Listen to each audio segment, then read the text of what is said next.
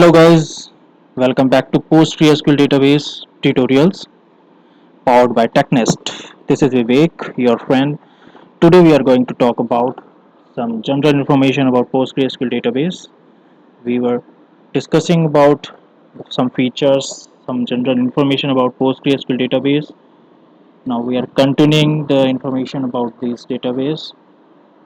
In the last video, we were talking about some features, some differences over with some other databases available in the market like Oracle and MySQL. So if we talk about PostgreSQL database or any database like MySQL or Oracle, MS SQL Server, some other databases.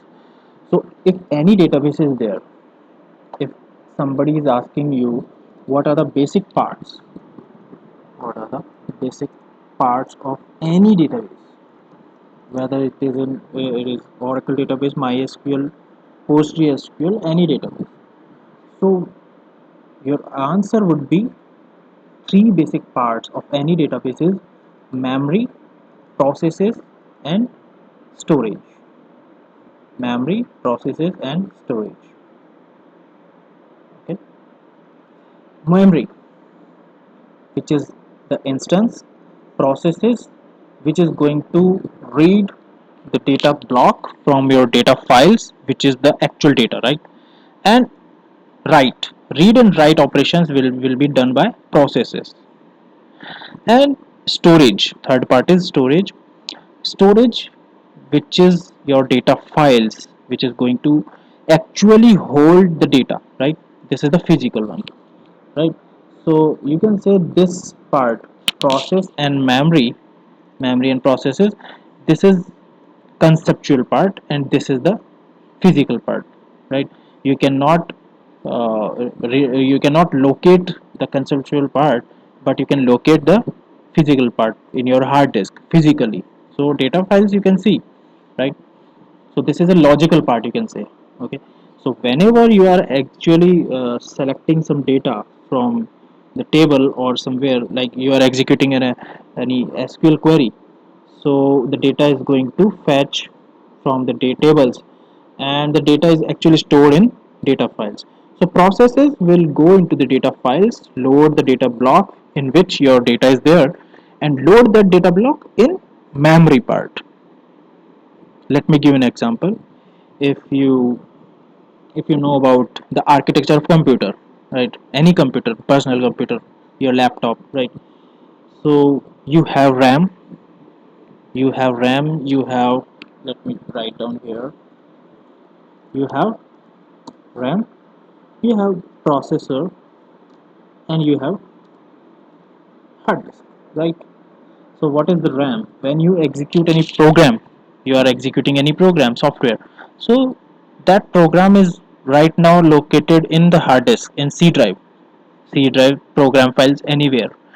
So when you are double clicking or executing that program and executing it, so processor will go into the hard disk and in C drive, okay, C drive program files anywhere, okay, and load that files which is necessary to execute that software and load that into RAM. So RAM is very essential memory area because every execution will be done in this area. So processor is the you can say its work is reading and writing, IO. You can say in technical language you can say IO, like processes. So processor means it has processes. RAM, which is the execution area, any file you are executing which will be loaded into RAM for its execution. And if your files or your software files are not in execution mode, so that will be stored in the hard disk for permanent saving, right? This is the auxiliary area, right? So the same architecture we have of any database, Oracle, MySQL, MS SQL, PostgreSQL. So three parts: memory, processes, and storage. Storage has the data files, data files, which is actually holding your data block. Processes, read write, instance. Okay, so this is the general information of any database. So in our PostgreSQL database, the same thing. We have three parts, three modules: memory, processes, and storage. Now, if you know about client and server architecture, so what are the information required to connect a client with a database server? If you have a client and client wants to connect with database server, so what are the things required? Host name, or we can say the IP address, database name, which is the database name, because in your data, what is this PostgreSQL? What is the PostgreSQL? PostgreSQL is DBMS. Okay, DBMS, OODBMS, OORDBMS. You can say, but it's a generally we can say it's a DBMS, which is the database management system, the system which manages the database, or you can say a system which manages the databases, multiple databases. So it can have multiple databases, right? So if you have more than one databases, so you have to specify the database name by which you want to connect to. So after that you have to specify the port number, the network gateway, okay, or you can say network gate. You can say port number is a network gate. So whenever a client wants to connect with a database server, so you have to specify the port number on which the database is listening listening the listening the incoming connection, right?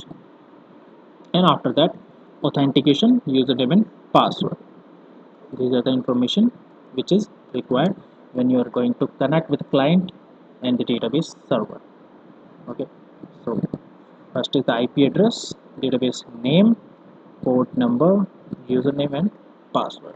These are the information which is required when you are connecting with any database, whether it is Oracle database, PostgreSQL database, MS SQL database, any database, right?